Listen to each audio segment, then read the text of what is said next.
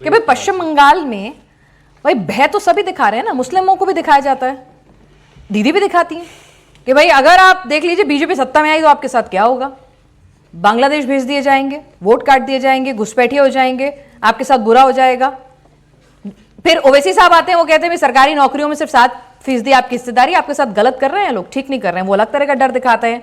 हुमायूं कबीर अपना झंडा लेकर आते हैं, वो अलग तरह का डर दिखाते हैं। डर तो सभी दिखा रहे हैं ना। बहुत बहुत शुक्रिया विनाश जी। सबसे पहले अभी आप पूछ रही थी, मैं उसका जवाब दे दूं कि बीजेपी को मुसलमान वोट देते हैं कि नहीं देते हैं। तो मैं आपको बता दूं कि जो बीजेपी का माइनॉरिटी मोर्चा है वो मेरे ख्याल से उसमें जितने लोग हैं वो तो देते ही होंगे, वो मुस्लिम हैं। इसी तरीके से आरएसएस का जो राष्ट्रीय मुस्लिम मंच है वो भी देता होगा, मुख्तार अब्बास नकवी भी देते होंगे, शहनवाज हुसैन वगैरह। तो इसलिए इस तरह की बहसें न की जाएं। कल एक वीडियो मैं देख रहा था, बहुत छोटा सा था, उसमें एक बच्ची आती है, कहती है मम्मा मम्मा हमारे प्रधानमंत्री कौन है? कहा मोदी जी। कहा मोदी जी हिंदू हैं? कहा हाँ। कहा फिर हिंदू डरा हुआ क्यों है? तो वो चुप थी। कहा तो इसका मतलब इस बार मुसलमान को प्रधानमंत्री बना दिया जाए ताकि मुसलमान भी डर जाए।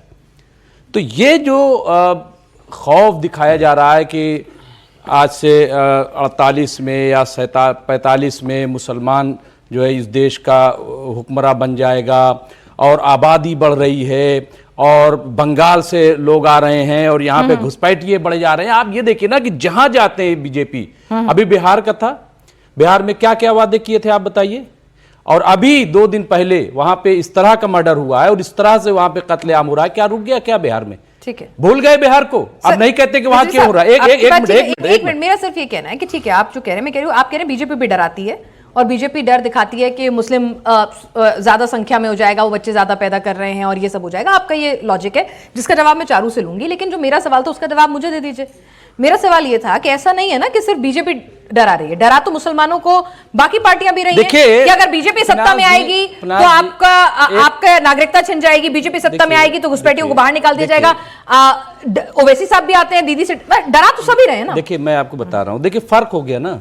अच्छा, फर्क हो गया। कुछ डर एक 80% लोगों को 20% से 15-17% से डराया जाए तो बात हजम नहीं होती। अच्छा, कि एक तरफ 17% है, एक तरफ 80% है और कह रहे हैं कि साहब 17% वाले तुम पे कब्जा कर लेंगे, तो ये मजाक माना जाएगा। लेकिन अगर कोई ये कहे कि 80% वाले वो तुम्हें नुकसान पहुंचा देंगे 17% वाले, तो ये मजाक नहीं बनेगा, ये रियलिटी हो जाएगा। आज बीजेपी 14 के आने के बाद से जिस तरह से माइनॉरिटीज के राइट्स पे हमला कर रही है, ठीक है, और तमाम जो संविधानिक जो उसमें क्या अधिकार है माइनॉरिटी के जो संविधान ने आपको दिए हुए थे, कौन कौन से माइनॉरिटी के अधिकार छिन गए, तो लिस्ट बता दीजिए। अच्छा लगेगा जान के। आपको पता ही नहीं है? नहीं पता, बता दीजिए। अरे मौलाना आजाद एजुकेशन जो वो उसको छीन लिया, उसमें स्कॉलरशिप दी जाती थी, उसमें कंपटीशन की तमाम चीजें थी, उसको छीना कि नहीं छीना? हाँ, अच्छा। आप बताइए। इसके अलावा मैं आपको बता दूं कि जिस तरह से औकाफ को बिल्कुल से औकाफ ये दिखा करके कि साहब तीसरी सबसे बड़ी ये जायदाद है, उस पे जो कानून ला करके और उसको छीनने की कोशिश की जा रही। इसी तरीके से सीए का कानून ला करके और उससे मुसलमानों को अलग किया गया और ये की साहब अगर और फिर आसाम में मैं बता रहा हूं, आसाम में जब एक मिनट, आसाम में जब वहां पे क्या बोलते हैं सर, मुझे लगा था लिस्ट एकदम धारा प्रवाह आएगी और बड़ी बड़ी बातें आएंगी। एक मिनट, मैं जवाब दे दूं प्लीज। एक से आपके पास रोहित जी चर्चा में शामिल हुए हैं। बता रहा हूं, एक चीज आपको बता रहा हूं।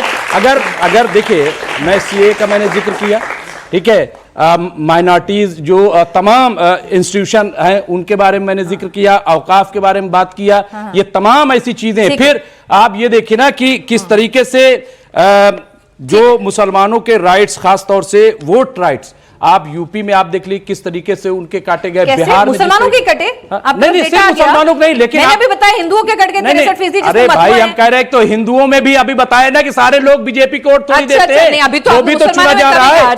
कहां क्या ये सब देख लिया जाता है, इसलिए मुझे ऐसा लग रहा है कि इसलिए ये कहना ममता बनर्जी का कि अगर वो आ जाएंगे तो ये करेंगे, ये वो डर ठीक है, ये वो डर अच्छा है। नहीं वो सही बता रहे हैं, कहते हैं कुछ दाग अच्छे होते हैं, कोई डर अच्छा है क्या? ये वाला वो सही बता रहे हैं। यूपी में क्या हो रहा है, ममता डरा है तो सही नहीं, यूपी में क्या हो रहा है, यूपी में क्या हो रहा है आप देख लीजिए।